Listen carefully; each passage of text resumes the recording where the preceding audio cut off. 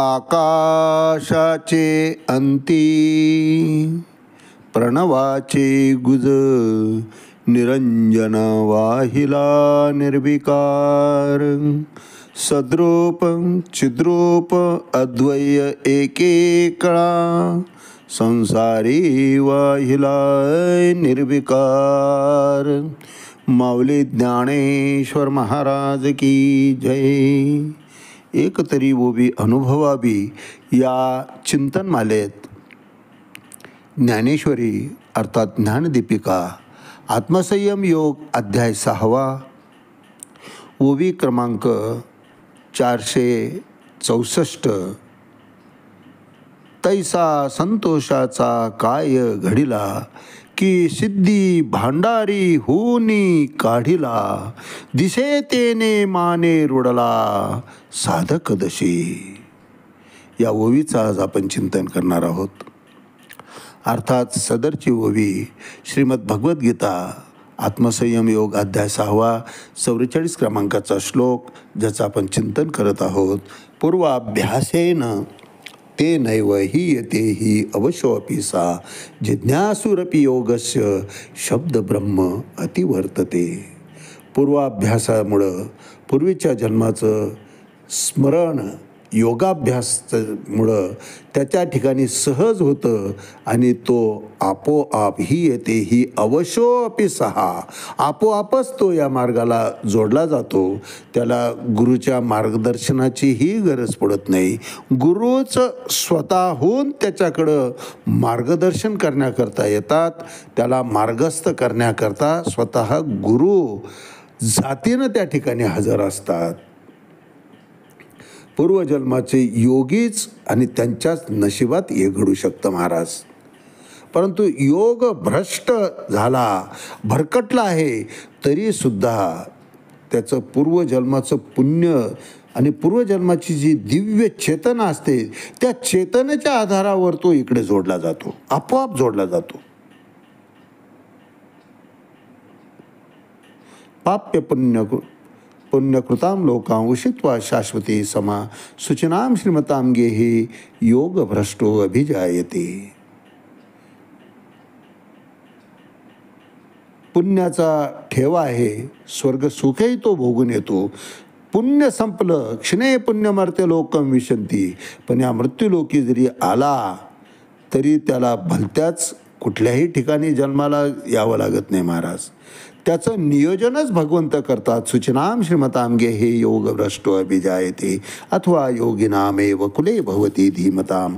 सुशील शीलवंत अशा कुलवंत अशा उच्च कुळामध्ये श्रीमंत घराण्यामध्ये वैभवशाली ऐश्वर्य संपन्न घरामध्ये भगवंत म्हणतात मी त्याला जन्माला घालतो. किंवा योग्यांच्या घरामध्ये जन्माला घालतो. अर्थात योग्यांची संख्या जन्म घेणाऱ्या योग्यांची संख्याही कमी आहे आणि योग्यांचे घरही कमी झालेले आहे महाराज. अशी खंत भगवंत त्या ठिकाणी व्यक्तही करतात की अथवा योगिनामेव कुले भवती धीमताम एतद्वि दुर्लभतरम लोके जन्म यदिदृशम. दुर्मिळ झालेलं आहे. मनुष्यानाम सहस्रेषु कश्चिदेतपि सिद्धये. हजारामागं प्रमाण होतं. आपण चिंतन केलं कोटी मागे सुद्धा आणि हकीकत आहे कोटी माणसांमागे सुद्धा योग्याचं एक घर सापडणार नाही. ही आजची परिस्थिती आहे महाराज. योगी कोणत्या कुळामध्ये कोणत्या घरामध्ये जन्मला हे महत्त्वाचं नसतं. त्याचा पूर्व ठेवाच इतका प्रबळ असतो की त्या पूर्वाभ्यासेन ते नैव हि यते हि अवश्योऽपि सहा. एखाद्या वेळेस हीन कुळामध्ये जरी तो जन्माला आला चांडाळ कुळामध्ये जरी जन्माला आला तरी योगाभ्यासाची कास तो सहजपणे धरू शकतो. योगाभ्यासाकडे तो सहजपणे वळतो. योगाभ्यासाच्या मार्गानं तो चालायला लागतो. का? पूर्वाभ्यासेन ते नैव हि यते हि अवश्योऽपि सहा. पुन्हा पुन्हा पुन्हा पुन्हा योगयुक्त होण्याची संधी भगवंत त्याला प्राप्त करून देत असतात. आणि मनुष्य जीवनाचं अंतिम ध्येय काय तर मोक्षप्राप्ती. त्या मोक्षप्राप्तीकडे तो प्रगत होत जातो. आपण याचं चिंतन केलं. हरिदास ठाकूर मुसलमान जातीमध्ये जन्मून सुद्धा नामाचार्य पदवीला पावले. चैतन्य महाप्रभूच्या सर्वात जवळच्या शिष्यापैकी, प्रमुख शिष्यापैकी ते एक होते महाराज. दिवसभरात 3 लाख जप महामंत्राचा, हरे राम राम राम हरे हरे, हरे कृष्ण कृष्ण कृष्ण हरे हरे, या महामंत्राचा 1-2 नाही महाराज, 3 लाख जप दिवसभरात करत होते ते. आणि हे वर्तमान जन्माचंच फळ नसतं महाराज. जन्मोजन्मे आम्ही बहु पुण्य केले, तेव्हा या विठ्ठले कृपा केली. आणि माऊली हेच आजच्या ओवीमध्ये 464 क्रमांकाच्या ओवीमध्ये सांगतात, तैसा संतोषाचा काय घडिला, की सिद्धी भांडारी होनी काढिला, दिसे तेने माने रुढला, साधक दशे. अर्थात त्याचप्रमाणे साधक दशेत हा योगभ्रष्ट इतका धैर्ययुक्त झालेला असतो, इतका समंजस झालेला असतो, संतोषाचा केवळ पुतळाच बनवल्यासारखा तो दिसतो महाराज. सदैव चित्ताच्या ठिकाणी समाधान समाधान आणि समाधानच पाहायला मिळतं. किंवा सिद्धाच्या भांडारातून त्याला काढलं काय, सर्व सिद्धी त्याच्या चेहऱ्यावरच प्रगट झाल्यासारख्या दिसतात. प्रसन्न असा चेहरा दिसतो महाराज त्याचा. आणि मी नेहमी सांगतो की अध्यात्माचं तेजच असं असतं महाराज. अध्यात्माच्या मार्गाला मनुष्य आला रे आला की त्याचं तेज, त्याचा चेहरा हा प्रफुल्लित होऊन जातो.